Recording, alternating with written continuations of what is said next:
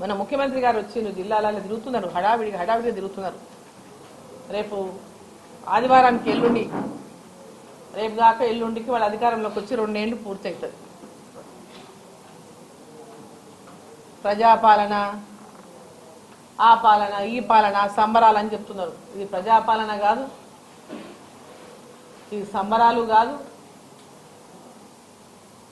ప్రజలు బాగా అంటే ప్రజలను అంత బాగా ఎవరు మోసం చేయలేదు అని వీళ్ళు సంబరాలు చేసుకుంటున్నారు. కాంగ్రెస్ పార్టీ నాయకులు మేము చేసినంత గొప్ప మోసం ఎవరు చేయలేదని వాళ్ళు సంబరాలు చేసుకోవాలి తప్ప ప్రజలెవరు సంబరాలు చేసుకుంటలేరు. 2 ఏళ్ల లోపల ఈ రాష్ట్ర ప్రభుత్వం వాళ్ళు ఇచ్చినటువంటి హామీలన్నీ ఇప్పటిదాకా నెరవేర్చలేదు అంటే ఇది అట్టర్గా ఫెయిల్ అయినటువంటి ప్రభుత్వం. 2000 పెన్షన్ 4000 చేస్తామన్న 2 ఏళ్ళు అయిపోయింది. సోనియమ్మ పుట్టినరోజు డిసెంబర్ 9 నాడు అధికారంలోకి వచ్చిన వెంబడే 4000 రూపాయల పెన్షన్ చేస్తామన్న 2 సంవత్సరాలు అయిపోయింది. మరి ఒక్కొక్కరికి 4000 చొప్పున లెక్క కట్టి ఇస్తారా ఈ చెట్నాడు వీళ్ళు? ఇప్పుడే వేయలేని పరిస్థితి ఉంటే వీళ్ళకి అంతే ఏంటంటే మళ్ళీ ఓట్ల ముందర ఎందుకంటే కేసీఆర్ అట్లే చేస్తాడు. ఓట్లు వచ్చినప్పుడు డబ్బులు వేసి ఓట్లు వేయించుకుంటాడు. ప్రభుత్వ ఖజానా ఖాళీ చేసి ఓట్ల ముందు ప్రభుత్వం ప్రజల జేబుల ప్రజల యొక్క ఆకాంక్షలను ప్రభుత్వం యొక్క డబ్బుతో పథకాల పేరు మీద ఓట్లు కొనుగోలు చేస్తాడు. ఇప్పుడు కూడా ఇప్పుడున్నటువంటి ప్రభుత్వం కాంగ్రెస్ ప్రభుత్వం కూడా అదే దారిలో ఉన్నది, వాళ్ళ బాటలోనే నడుస్తున్నది. వాళ్ళు మొత్తం అప్పులు చేసి రాష్ట్రాన్ని భూములమ్మి అప్పులు చేసి ఈ రాష్ట్రాన్ని వాళ్ళు నెట్టుకొస్తే వీళ్ళు వాళ్ళ బాటలోనే నడుస్తుంది. వాళ్ళ భూములు అమ్ముతున్నారు. హిల్ట్ పేరు మీద పెద్ద ఎత్తున దోపిడీ జరుగుతుంది తెలంగాణ రాష్ట్రంలో. ఇండస్ట్రియల్ భూములను ట్రాన్స్ఫర్ చేస్తూ ఒక పాలసీ తీసుకొచ్చి 9000 పైన ఎకరాలను దాదాపు లక్షల కోట్లల్లో పెద్ద ఎత్తున అవినీతి జరుగుతా ఉంది. పెద్ద కుంభకోణాన్ని ఈరోజు కాంగ్రెస్ పార్టీ నడిపిస్తా ఉంది రాష్ట్రంలో హిల్ట్ పాలసీ పేరుతో. పెద్ద ఎత్తున ప్రభుత్వ ఖజానాకు గండి కొడతా ఉంది లక్షల కోట్లలో. అక్కడ లక్షల కోట్లని వీళ్ళ జేబుల్లోకి పోయేటటువంటి మార్గాన్ని ఎత్తుకున్నారు.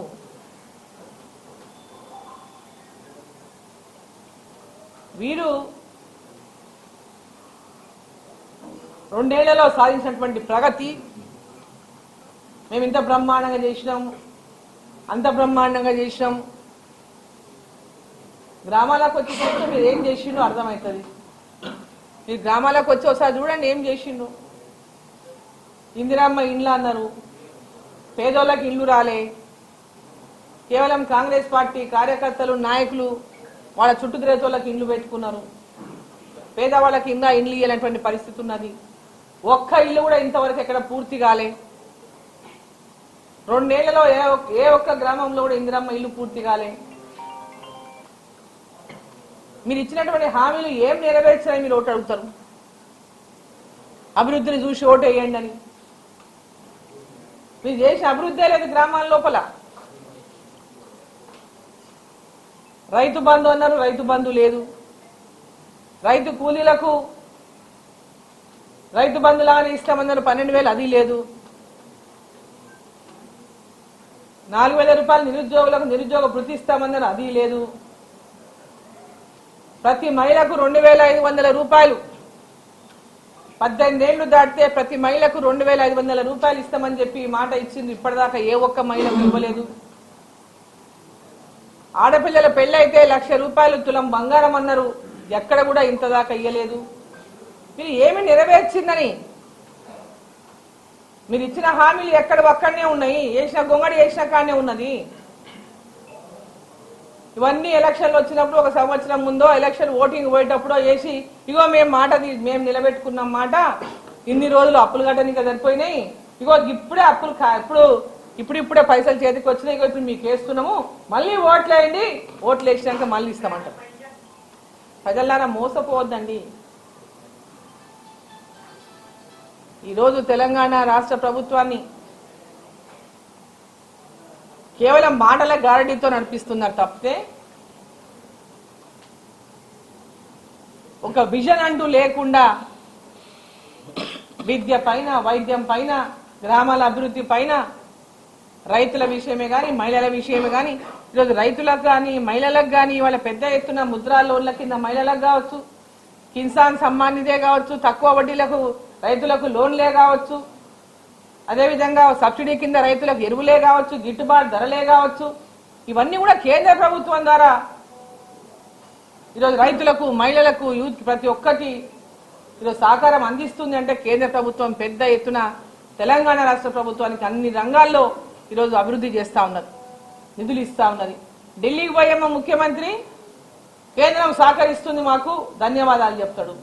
ఈడ హైదరాబాద్కి వచ్చేమో ఏం చెప్తాడు, కేంద్రము వివక్ష చూపిస్తుంది సౌత్ ఇండియా పైన అంటాడు. ఇక్కడ ఒక మాట మాట్లాడతాడు, అక్కడ ఒక మాట మాట్లాడతాడు.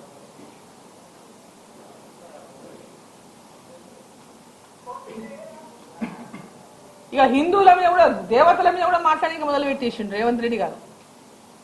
మరి హిందూ దేవతలను కూడా అవమానించడానికి నేర్చుకున్నాడు. హిందూ దేవతలను అవమానించిన వాళ్ళు ఎవరు ముందు పడలేదు. హిందూ దేవతలను అవమానిస్తే దానికి తగినటువంటి శిక్ష తప్పకుండా ఆ అవమానించినటువంటి రేవంత్ రెడ్డి గారు అనుభవిస్తారు. ఇంకెవరు అవమానించినా దాన్ని తప్పకుండా దాని శిక్ష అనుభవిస్తారు. ప్రతి చోట ఎలక్షన్లు అప్పుడు పోయినావు, దేవుళ్ళ పేర్లు పెట్టి మొక్కినావు, దేవుళ్ళ మీద ఒట్లేసినావు. ఏ గుడికి ఏడికి పోతే అడిగిపోయి నన్ను నమ్మండి అని చెప్పి దేవుళ్ళ మీద ఒట్లేసి ప్రమాణాలు చేసి హామీలు ఇచ్చిండు. 6 గ్యారెంటీలు. మీరు 6 గ్యారెంటీలు ప్రజలు నమ్మడానికి అన్ని దేవుళ్ళ మీద ఒట్టేసిండు. ఏడికి పోతే, ఏ జిల్లాకి పోతే ఆ జిల్లాల దేవుళ్ళ మీద ఒట్టేసిండు. ఇక్కడ మనతో కురుమూర్తి స్వామి ఉంటే కురుమూర్తి స్వామి మీద ఒట్టేసే, అక్కడ యాదగిరికి పోతే యాదాద్రి మీద నరసింహస్వామి మీద ఒట్టేసే, ఇట్లా ఎక్కడ పోతే అక్కడ తమ్మక్క సారక్క అక్కడ పోతే వాళ్ళ మీద ఒట్టేసే, వరంగల్ పోతే భద్రకాళి మీద ఒట్టేసే, వేములవాడ పోతే ఒట్టేసే, అటు ఎక్కడ భద్రాద్రి పోతే ఒట్టేసే, ఎక్కడ పోతే అక్కడ దేవుళ్ళ మీద ఒట్లేసి నన్ను నమ్మండి 6 గ్యారెంటీలు నేను అమలు చేస్తా అని చెప్పి మరి ఎక్కడున్నాయి? మరి ఈరోజు అదే దేవతలను, హిందూ దేవుళ్లను, దేవతలను అవమానించే విధంగా మాట్లాడుతున్నారంటే మీకు అహంకారంతోనే వచ్చినటువంటి మాటలా ఇవి? పదవాహంకారాన్ని చూసుకొని వచ్చినటువంటి మాటలా? ధనహంకారాన్ని చూసుకొని వచ్చినటువంటి మాటలా? మీ పవర్ని చూపిస్తూ మాట్లాడుతున్నటువంటి మాటలా? ఇట్లాంటి తిట్టిన వాళ్ళంతా కాలగర్భంలో కలిసిపోయింది. తిట్టిన వాళ్ళంతా తగిన శిక్షను అనుభవించిండ్రు. మీరు జనాలు ఊళ్ళకి వెళ్ళి పొలిమేరలకి, ఇప్పుడు ఊళ్ళలో మన ప్రతి ఊర్లో మనము గ్రామ దేవతలు ఉంటారు. మన గ్రామ దేవతల మీద కూడా మాట్లాడితే మన ఆ గ్రామ దేవతలే పొలిమేర రాకుండా ఎలా కొడతారు రేపు పొద్దున? అధికారం ఎప్పుడూ శాశ్వతం కాదు, డబ్బు ఎప్పుడూ శాశ్వతం కాదు. వాటిని చూసి మురిసిపోతే గతంలో అనుభవించి ఇప్పుడు ఎక్కడున్నారో ఎవరెవరిని చూసి ఒకసారి గుణపాఠం నేర్చుకోవాలని చెప్తున్నాను రేవంత్ రెడ్డి గారు. ఇవన్నీ తాత్కాలికమైన విషయాన్ని ప్రతి ఒక్కరు గుర్తుపెట్టుకోవాలి. మీరు ఏది పర్మనెంట్ కాదు. మనం ఉన్నప్పుడు ఏ మంచి పని చేసామనేదే పర్మనెంట్, గుర్తుపెట్టుకోండి. పార్టీలకు అతీతంగా వాళ్ళ తెలంగాణ ప్రాంతంలో అభివృద్ధి చేయండి. మీరేమో పార్టీలకు అతీతంగా కేంద్రంలో పోయి నిధులు అడుగుతారు. కేంద్ర ప్రభుత్వం పార్టీలకు అతీతంగా తెలంగాణ రాష్ట్రానికి కాంగ్రెస్ ప్రభుత్వం అధికారంలో నిధులు ఇస్తుంది. ఇక్కడ మటుకు మీరు వేరే పార్టీల వాళ్ళు ఉన్నారంటే నిధులు ఇయ్యరు.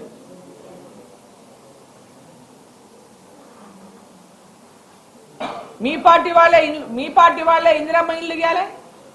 బీజేపీలో పేదోళ్ళు లేరా? బీజేపీకి సపోర్ట్ చేసే వాళ్ళు వాళ్ళకి ఇండ్లు ఇవ్వకూడదా? వాళ్ళు పేదోళ్ళు కాదా? ఇందిరమ్మ ఇల్లు అని పేరు పెట్టుకుంటే అవి ఏమైనా ఇందిరమ్మ ఇస్తుందా, సోనియమ్మ ఇస్తుందా, రాహుల్ గాంధీ ఇస్తుందా, వాళ్ళ ఇంట్లోకి వెళ్ళి ఏమైనా ఇస్తుందా? ఇవన్నీ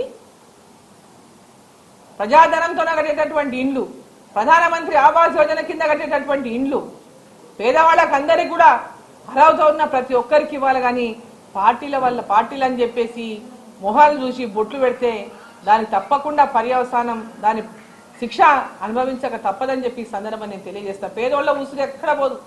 పేదోళ్ళ ఉసురు కొట్టుకుంటే అది ఎన్నటికి కూడా ఆ ఉసురు మనకు మంచిది కాదనే విషయాన్ని గుర్తుపెట్టుకోవాలి. పేదవాళ్ళ శాపాలకు బలిగా వద్దండి. హిందూ దేవతలను తిడితే నేను ఒక వర్గం వారు నా ఎంబడి ఉంటారు, నేను ఇంకా ఎప్పటికి ఇట్లనే ఉంటా, ఆ వర్గం యొక్క వాళ్ళ మెప్పు కోసం నేను ఇట్లే మాట్లాడతా అంటే నిన్ను ఏ దేవత క్షమించదు, ఏ దేవుడు క్షమించడు. గుర్తుపెట్టుకోండి రేవంత్ రెడ్డి గారు. తమ్ముడు కొంచెం ఇది శాశ్వతం కాదన్న విషయం అందరం గుర్తుపెట్టి, మొన్నటిదాకా విర్రవీగిన బీఆర్ఎస్ వాళ్ళని చూస్తున్నాం ఈరోజు ఎక్కడున్నారో. పదవులు ఎప్పుడు ఎవరికి శాశ్వతం కావు. ప్రజల లోపల చిరస్థాయిగా నిలిచిపోయేది మనం చేసిన పనులే. మనం మంచితనమైనటువంటి విషయాన్ని గుర్తెరగండి. ఈరోజు అభివృద్ధి ధ్యేయంగా పనిచేయండి. గ్రామాల లోపల బెదిరింపులకు పాల్పడొద్దండి. సర్పంచ్ ఎన్నికల్లో బెదిరించి మేము గెలుస్తాము, బెదిరించి మా అధికారం ఉంది కదా, పోలీసుల ద్వారా బెదిరిస్తాము లేదా ఇంకోటి ద్వారా బెదిరిస్తాము, నామినేషన్లు వేయొద్దు, నామినేషన్లు వేస్తే బెట్ట తిరుగుతావు ఊర్లో, నువ్వు తిరిగి ప్రచారం చేయొద్దు, ఇవన్నీ కూడా మంచి సాంప్రదాయం కాదని చెప్పి నేను తెలియజేస్తా ఉన్నా. మీ కార్యకర్తలకు, మీ నాయకులు ఎవరెవరైతే ఎక్కడెక్కడైతే ఇటువంటి పనులకు పాల్పడుతున్నారో వారిని అందరినీ కూడా మీరు ఒక ముఖ్యమంత్రిగా, రాష్ట్ర ముఖ్యమంత్రిగా ప్రతి గ్రామంలో కూడా ఎన్నికలు సజావుగా శాంతియుతంగా జరిగేలాగా చర్యలు తీసుకోవాలని చెప్పి ఈ సందర్భంగా నేను కోరుతాను.